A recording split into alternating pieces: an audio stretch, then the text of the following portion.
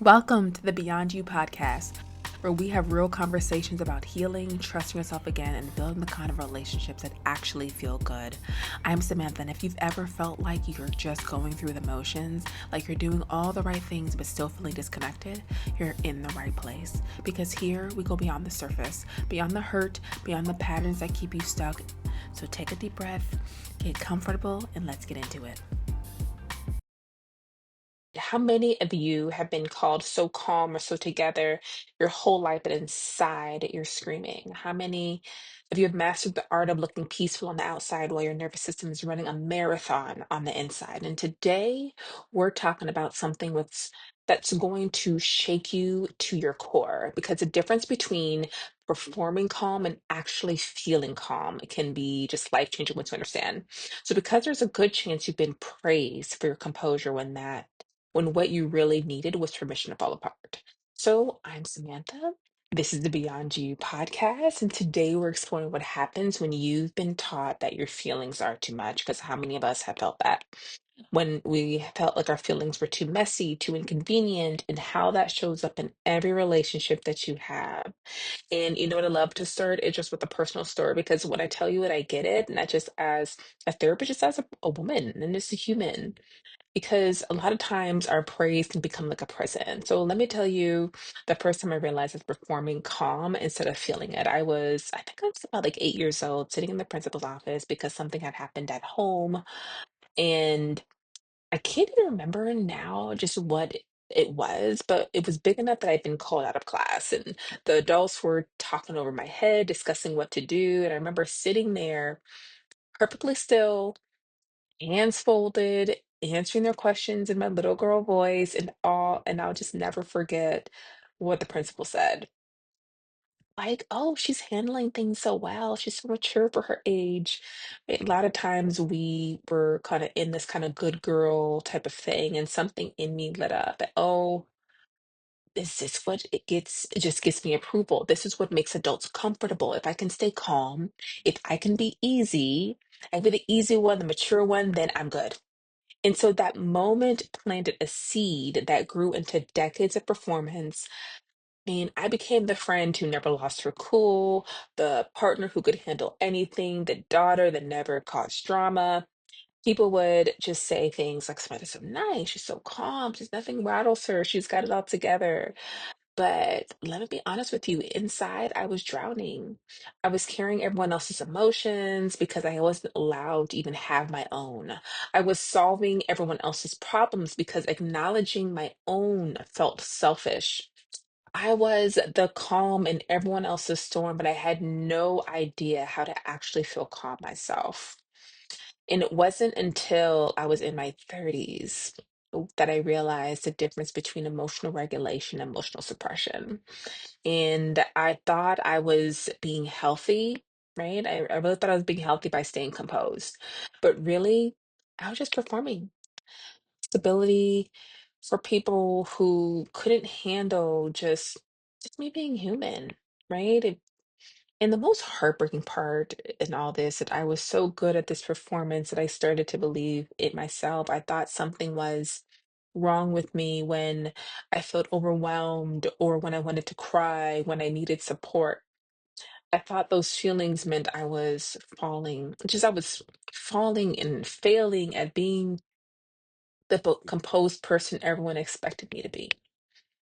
And so a lot of times we have this cultural weight of composure that also kind of tends to this too. Because let's talk about how this shows up differently depending on who you are and where you come from, because this isn't just personal, it's going to be cultural as well. For women in general, we're taught early that our emotions are inconvenient. We're told we're too sensitive. So we learn to package our feelings in ways that make other people comfortable, and we find ourselves even doing this to this day. And especially from a woman of color, there's an extra layer here, right? We're often carrying the weight of being the strong one in our families, our communities, our workplaces. We're taught that we don't have the luxury of falling apart, that we need to be twice as composed to be taken seriously.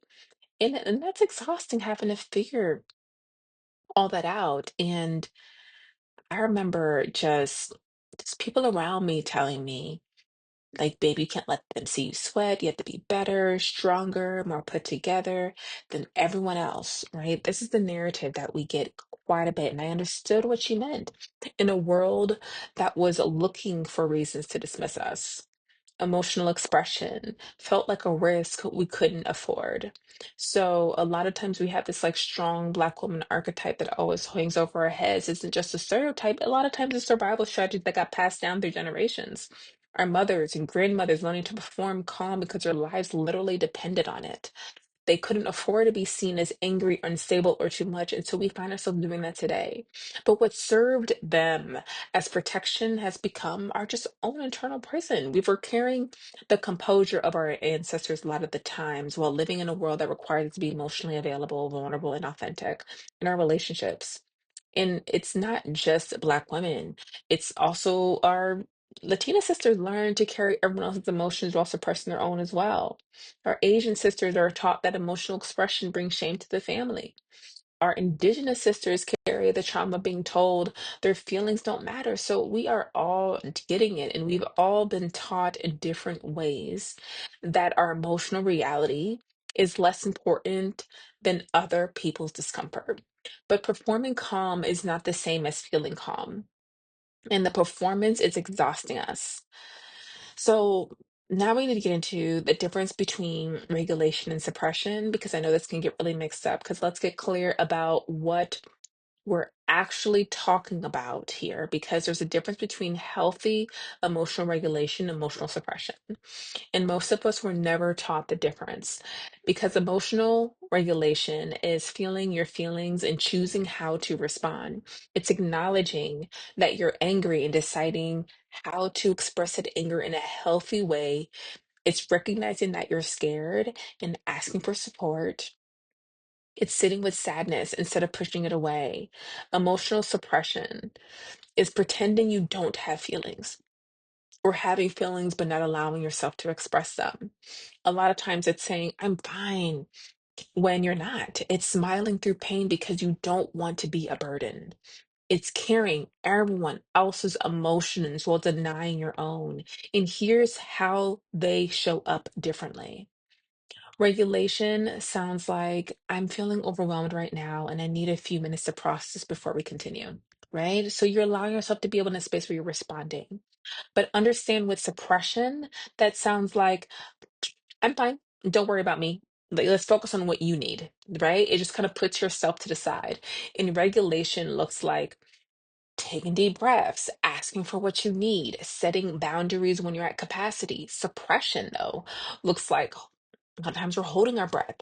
We're pushing through when you're depleted, saying yes when you really want to say no. Regulation can feel like I'm just kind of getting the difference here, right? So regulation feels like you're honoring your emotional experience while still being thoughtful about how you express it. Where suppression can often feel like you're performing for everyone else while slowly dying inside. The tricky part is that suppression can look like regulation to other people. They see you staying calm and think she's so emotionally mature. But what they're actually seeing you is abandoning yourself to make them comfortable. I need you to hear that. And here's what nobody tells you. Chronic emotional suppression doesn't just affect your mental health, it affects your physical health, right? Your body, understand that your body keeps a score of all the feelings you're pushing down. The headaches, the back pain, the digestive issues, this insomnia. Sometimes that's your body trying to express what's on its mind. And it won't let you it just won't let you feel a lot of times it's depressing. I had a client. She couldn't understand why she was having panic attacks a lot of the times. She said, I'm so calm all the time and I never get upset. I don't understand why this is happening. And as we worked together, we discovered that her panic attacks were all so the suppressed emotions of finally demanding to be felt.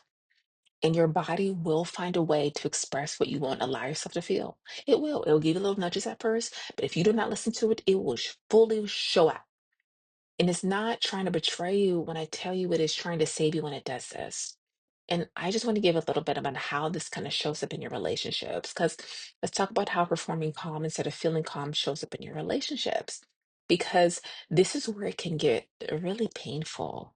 When you've been taught to suppress your emotions, you become the person everyone comes to when they need someone to stay composed, right? You become the emotional manager, the one who keeps everyone else regulated while your own nervous system is in chaos. In romantic relationships, this shows up as being the partner who never asked for anything. You're the one who can handle his bad moods, who doesn't get upset when he's distant, who stays calm when he's being inconsistent. And a lot of times this happens, especially in those narcissistic relationships. We try to shift in not having needs anymore. And so people say, she's so understanding, she's so low maintenance. But what you're actually doing is abandoning your own emotional needs. You're not being understanding, you're being self-abandoning to yourself. Okay. And I worked with a woman who told me, I pride myself on being the calm one in my relationship. I never lose my temper. I never make demands. I never cause drama. And I asked her, but how do you feel? Right? Are you actually calm? Or are you just performing calm? And she started crying and said, like, I haven't felt calm in years and I'm exhausted. I'm angry. I'm sad, but I don't know how to express any of that without seeming like I'm too much. And this is what happens when you perform calm instead of feeling calm. You attract people who need you to be their emotional stabilizer. And you are not emotional coaching your relationships. You attract partners who can't handle you just being human because you train them to expect your performance, right? And then you wonder why you feel so lonely in your relationships. It's because nobody knows the real you. They know the composed version, the easy version, the version that doesn't need anything. In friendships, you become the one who's always available to listen but never shares her own struggles. You're the rock, the stable one, the one that has it all together. It, and a lot of times, inside you're drowning because you made it your job to be everyone else's life preserver. And with family, you become the one who keeps everyone else's emotions in check. You're the mediator, the peacekeeper, the one who smooths over every conflict. But what happens to your feelings? They get pushed down, ignored, dismissed as less important than keeping the family harmony intact. And here's the most heartbreaking part in all this is that you start to believe that your worth comes from your ability to stay calm. You think that if you show emotion, if you have needs, if you have anything other than composed, that you'll be rejected. So you keep performing, even when it's killing you inside. But love that requires you to suppress your emotions, let me tell you, isn't love. It's conditional acceptance. Because real love doesn't ask you to be calm all the time. It asks you to be honest and authentic all the time. So a lot of times you don't realize just the cost of performance. Because let's talk about what this performance is actually costing you, because I need you to understand that this isn't just about feeling better. It's about saving your life physically. Chronic emotional suppression is linked to everything from autoimmune disorders to heart disease. Your body is literally breaking down from the stress of containing all those unfelt feelings. So, mentally, you're at a higher risk for anxiety and depression when you don't allow yourself to feel your emotional range that gets flattened. When you don't feel your emotions, like it just numbs everything out. You might think you're protecting yourself from pain, but you're also blocking yourself from joy. Relationally, you're attracting people who can't handle your full humanity of just you being human. You're building connections based on performance rather than on your authenticity. And you're teaching people that you don't have needs, which means needs never get met. Spiritually, you're disconnected from your own truth. When you suppress your emotions, you suppress your intuition. You can't hear your inner wisdom because you're trained yourself to ignore your inner voice. Professionally, you might be the one who takes on everyone else's stress without advocating for your own needs. You're the one who says yes to everything because you can't express that you're overwhelmed.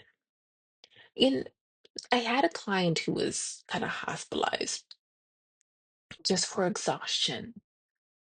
and the doctors couldn't find anything physically wrong with her. She said, I've been the calm one my whole life. I never complain. I never ask for help. I just keep going. But my body just stopped. And that's what happens when you perform calm for too long. Your body eventually forces you to feel what you've been suppressing.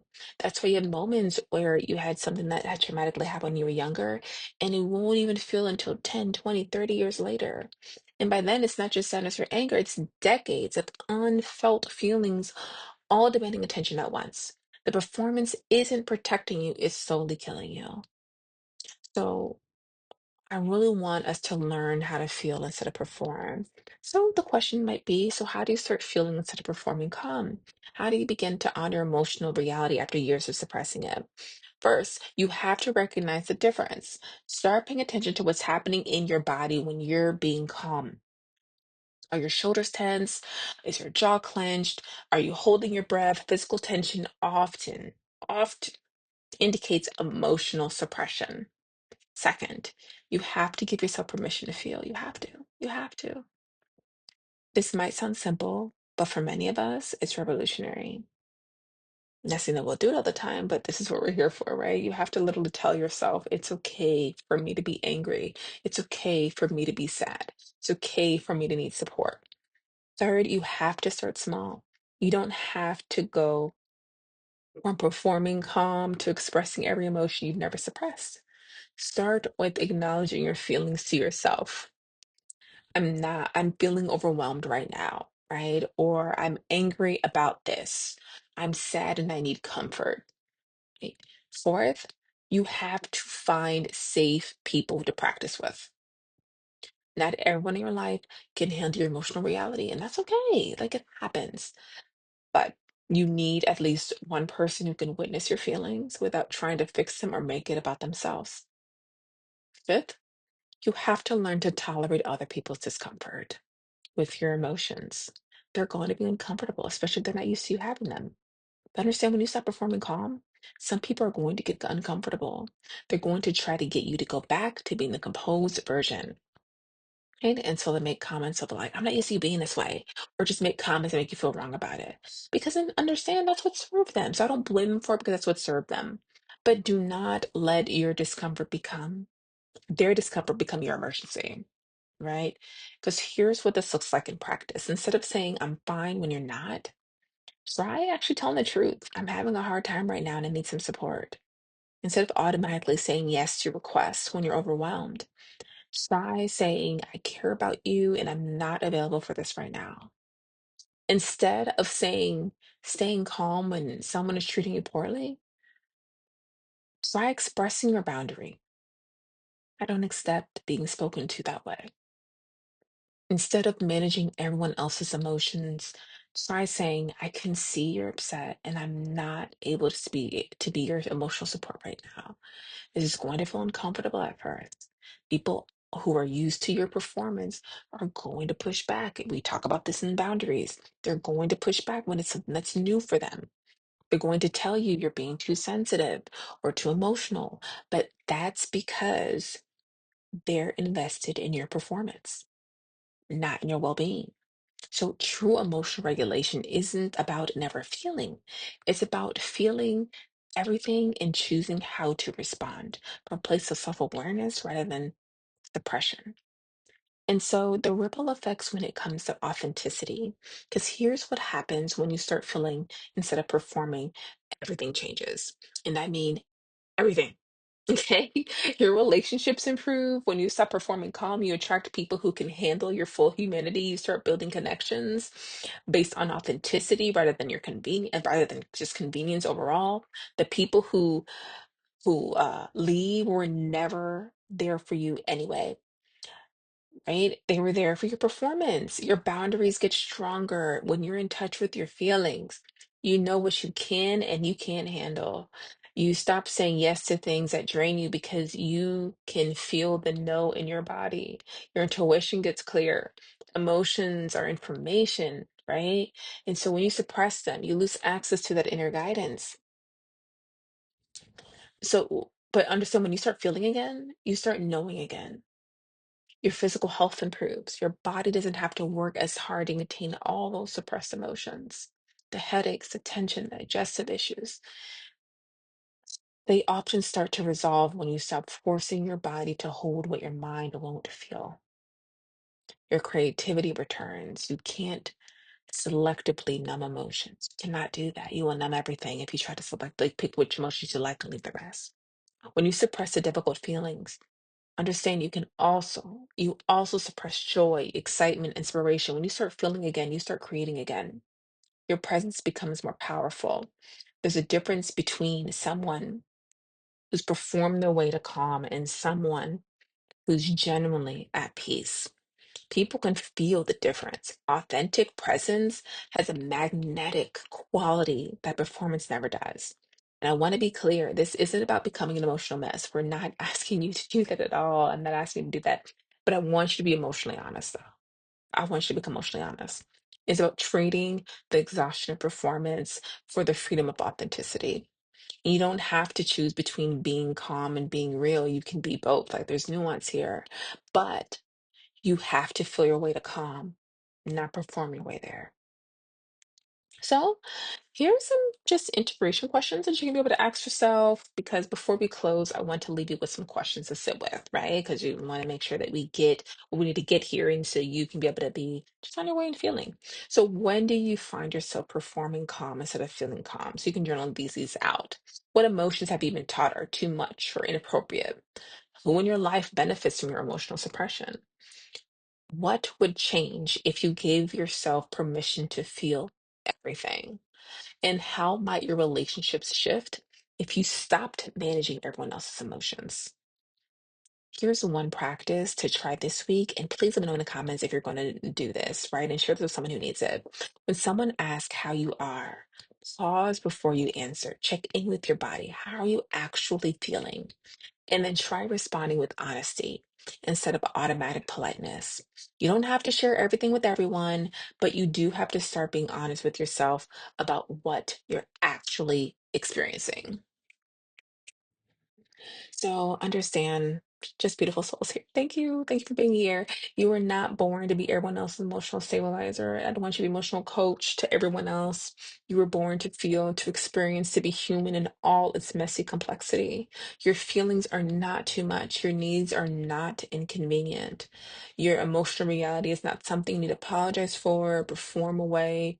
Understand when I tell you the world needs your authentic presence, not your perfect performance. Okay. And the people who truly love you want to know how you're really doing, not how well you can pretend to be okay. And if this episode stirred something in you, if you're ready to trade performance or presence, share it with someone who needs to hear it. Make sure to like this so I know that you like episodes like this. Make sure to follow so I can come back every Wednesday and let you know something new. Remember, you don't have to earn love through composure. You already deserve love just for being you. I see you, I feel you, and I'll talk to you next week.